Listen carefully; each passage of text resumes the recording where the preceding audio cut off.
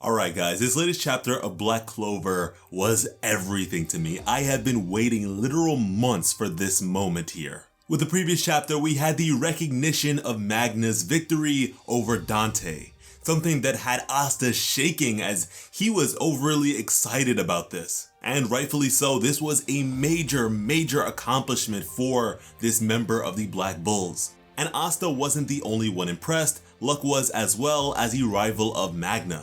And Jack would also recognize this incredible feat and think back to when he considered Yami a fool for letting Magna into his brigade. But here, he was proven wrong. This is very special. And Not would additionally denote that a Dark Triad member at 100% devil power was to be on par with a Supreme Devil. He really and truly never expected anything like this to happen, but it was a happy accident and he was willing to take it. From there, the group would continue onwards as Morris, who was tending to the tree, would recognize the fall of Dante.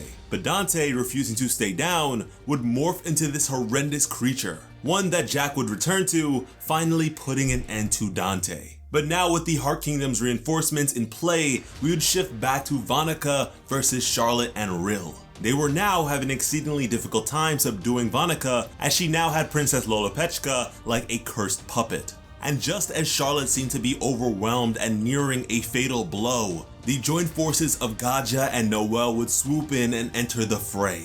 And with this latest chapter, Noelle would continue to drill towards Vanica, attempting to take her out. And Gaja would attempt to speak to the princess to no avail. Now Vanica was very happy, she was very excited and wondering if she had managed to actually become stronger. As at this point, Vanica is absurdly powerful at 100% devil power. And with that, we would finally see the joint forces of Noelle and Undyne, the water spirit. Now this, I don't know how I possibly overlooked this possibility. But regardless, this is major. This puts Noelle onto a whole new level of power and I am so excited. This is my favorite character, and so to see her rise up in this way is immaculate. I mean, we have bore witness to the spiritual augmentation of Fugelion and Yuno by way of the fire spirit and the wind spirit respectively, and so you should have a pretty good idea of the sort of power we are dealing with Noelle here and the water spirit.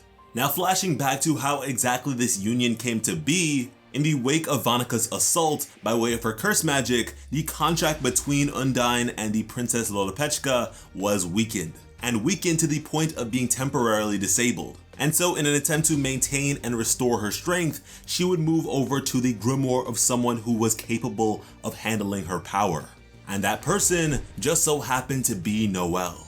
That being said, this was definitely out of desperation as she doesn't like Noelle at all. She's not a fan of Noelle as a person. And really and truly the feeling was mutual between them.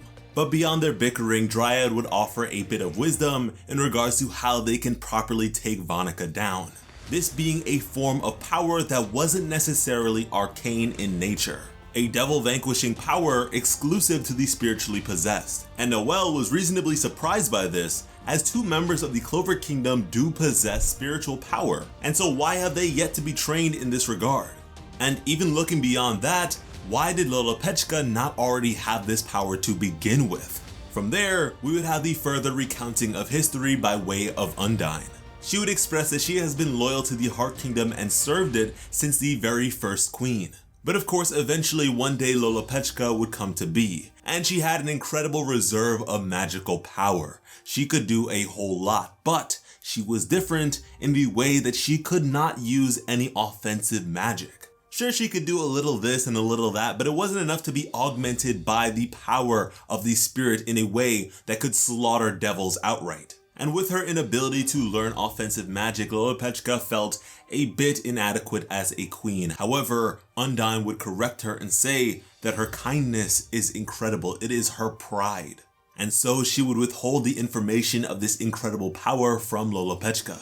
That regardless of what happens, even if the Dark Triad invades, which they did, she would want the princess to just run. She wouldn't want her to engage and fight. Why? Because she wanted her to be kind for as long as possible. But now in the present, she would reflect and say that this decision of hers was the wrong one.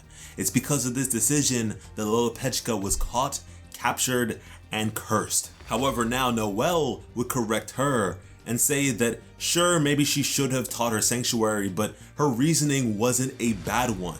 And she will not stand for the notion that kindness and loving someone is a bad thing. And now, intent on succeeding together, Noelle would extend her hand and offer a proposition. They may not like each other, but hey, they can put that aside for someone that they do care about and get Princess Lolopechka back, and especially take down Vanica. Now, in the present, Vanica was having a wonderful time. She was surrounded by a number of adversaries that she considered to be particularly powerful and were able to push her to a certain extent. This is a demented character that is thoroughly enjoying the fact that she has Lolopechka in her grasp, and it is pushing Noelle to become better and stronger. And as the tears of a now controlled Lolopechka began to stream downwards, the rage and fury of Noelle was apparent. Now, Vanica would tell Noelle to keep the fun times going, that she wanted this to last. And at this point, Noelle was done with the nonsense. She did not want to hear another word come from the filthy mouth of Vanica and would tell her to shut it. The fact that someone as wretched as her can continue to smile and laugh and have a fun time, whereas someone as wonderful and generous as Lolopechka is made to cry, that is something that she cannot stand for. That is something that makes her sick to her stomach. Something that she could never forgive, as she was ready to take Vanica down, and we would see the new form of Noelle. Spirit Dive Sanctuary Valkyrie dress. This is everything. I cannot tell you how excited I am to see this new power be used by Noelle. This is an incredible new form. During the Elf Invasion arc, we had the first iteration of Noelle's Valkyrie form, and with that, it was comparable to the power of her mother, who was the strongest magic knight of her time. And here, it is clear that she has surpassed even that. Noelle is clearly one of the strongest characters in this series to date, and I am just jaw-dropped at this scene. And listen, you certainly don't have to put something down to put another thing up, but I have to express that how is it that I don't feel this way about Yuno? I understand that he's not my favorite character or anything like that, but this is his country we are fighting for and fighting in. He is a prince that has been revealed in this arc, in this storyline, and he has now used a new form of his spirit dive or what have you. But I don't even feel a semblance of that regard for his power or for his fight against Zenon, and I think that is a real shame. The parallels between their two situations are undeniable in this instance. Both have access to spiritual power, both have incredible levels of mana, and both are fighting for the safe return of their friends. But even beyond that, Yuno has familial stakes in this, and I just don't feel for him. I just don't feel the same way about his situation. I don't know if I'm the only one who feels like that. Let me know in the comments, but this, regardless, is incredible. This is probably the most exciting chapter of Black Clover for me in quite some time, and that's not to say that we have not been receiving a whole lot of hype lately, but this is just on a whole nother level for me personally. And with that, expect a whole lot more Black Clover coverage and hype to come from the channel, so be sure to subscribe to Plot Armor with notifications on. And for all the latest and greatest anime and manga news, memes, and information on top of giveaways and discussions, go ahead and follow us at PlotArmorYT on Instagram and Twitter as well. Because when it comes to bringing you some of the best Black Clover content on the platform, Plot Armor has you covered. As always, I'm Slice Otaku. Thank you all so much for watching.